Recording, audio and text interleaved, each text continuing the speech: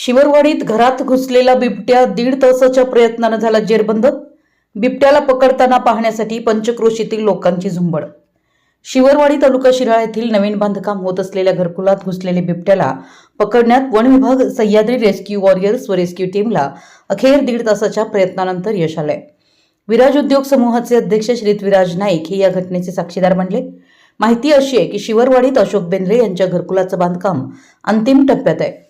2 दिवसांपूर्वी या दरवाजा नसलेल्या घरकुलात बिबट्याचे असल्याचं आढळलं, तेव्हा त्याला हुसकावून लावण्यात आलं होतं। आज सकाळी 7 वाजता अशोक बेंद्रे यांचे भाऊ नाथा बेंद्रे नळाचं पाणी भरण्यासाठी लागणारी पीव्हीसी पाईप आणण्यासाठी सदर घरकुलात गेले असता त्यांना बिबट्या बसल्याचं आढळलं। ती गुपचूप बाहेर येऊन इतर भाऊ अशोक, सहदेव, पोपट व दगडू बेंद्रे यांच्या मदतीने उत्तर व पश्चिमेकडील दरवाजे पत्र्याचे पाणी लावून बंद केले व वन विभाग शिराळा यांना फोन करून माहिती दिली। त्यानंतर तासाभरानं वन विभागाचे अधिकारी व कर्मचारी लोखंडी सापळा जाळं घेऊन शिवरवाडीत पोहोचले। घराच्या एका चौकटीला लोखंडी सापळा लावून फटाके फोडण्यात आले, परंतु बिबट्याने त्याला दाद दिली नाही।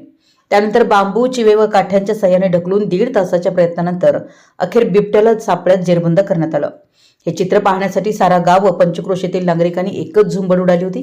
यामध्ये प्रामुख्याने शिवरवाडीचे सरपंच श्रीकांत पाळेकर, उपसरपंच सोपान बेंद्रे, पोलीस पाटील मोहन घागरे, पनुंबरे तर्फ शिराळा सरपंच बाजीराव पाटील, उपसरपंच केशव सूर्यगंध, घागरेवाडीचे सरपंच विक्रम खोचरे, अनंत सपकाळ, बाजार समितीचे संचालक नामदेव बेंद्रे आदींचा समावेश होता।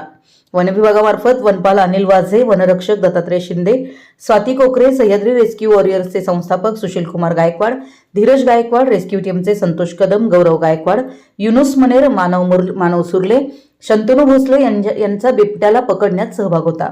शिवरवाडीत सापडलेल्या बिबट्याला आज सायंकाळी चांदोली राष्ट्रीय उद्यानात सोडण्यात आलाय। आपल्या परिसरातील महत्त्वाच्या बातम्या पाहण्यासाठी आमच्या नवसंकेत न्यूज चॅनलला YouTube वर सबस्क्राइब करा आणि बेल आयकॉन प्रेस करा।